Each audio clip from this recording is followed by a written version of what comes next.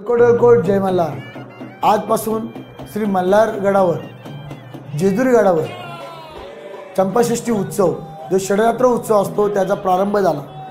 करवीर पीठाचे शंकराचार्य नरसिंह सरस्वती यांच्या शुभ हस्ते या महोत्सवाला या चंपाषष्ठी उत्सवाला प्रारंभ झाला। ज्यांचं कुलदैवत आराध्य दैवत श्री खंडेराय आहे त्याच्या प्रत्येकाच्या घरात आज घटस्थापना होते। ज्या प्रकारे नवरात्रामध्ये घटस्थापना होते त्या प्रकारे आज जेजुरी गडावर घटस्थापना झाली आणि हा उत्सव 6 दिवस चालतो।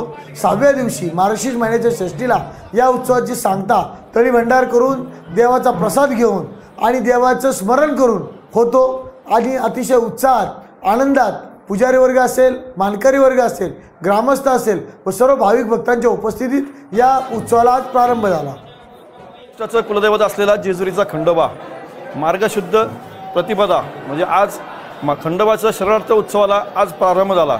आज सकाळी मंदिरामध्ये पाखडणी म्हणजे देवाचे पूर्ण मंदिर स्वच्छ गाभाऱ्यात धुवून देवाला संपूर्ण पोशाख कापसे पैठणींचा संपूर्ण देवाला पोशाख करण्यात आला।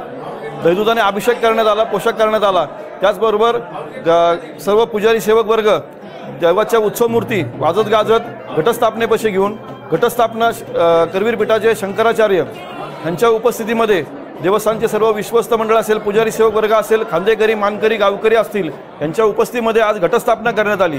त्याचबरोबर हा उत्सव आज मार्गशीर्ष प्रतिपदेपासून 6 दिवस म्हणजे चंपाषष्ठीपर्यंत शंकराने जो मार्तंड भैरवाचा अवतार घेतला, मणी आणि मल्ल त्यांचा संहार केला, त्यात खंडन केलं म्हणून खंडोबा नाव पडलं। मणी मारला गेला मल्ल शरण आला म्हणून मल्हारी म्हणतात। आणि चंपाषष्ठी हा जे घनघोर युद्ध झालं आणि जे देवगण ऋषींनी जे खंडोबावरती म्हणजे शंकरावरती जी चाफ्याची फुलांनी उधळण केली म्हणून चंपाषष्ठी असं संबोधलं जातं। आणि आज गेलं 6 दिवस म्हणजे आजपासून चंपाषष्ठीला सुरुवात झाल्यापासून देवाला मंदिरामध्ये म्हणजे भक्तांच्या भावी भक्तांच्या मदतीने अन्नदानाची व्यवस्था केलेली आहे। रोज जवळजवळ 5 ते 10 हजारापर्यंत लोकांची भोजनाची व्यवस्था महाप्रसाद हा देण्यात येतो। चंपाषष्ठी दिवशी बाजरीची भाकरी, वांग्याची भाजी याचा प्रसाद हा भावी भक्तांना दिला जातो। येळकोट जय मल्हार। ओके।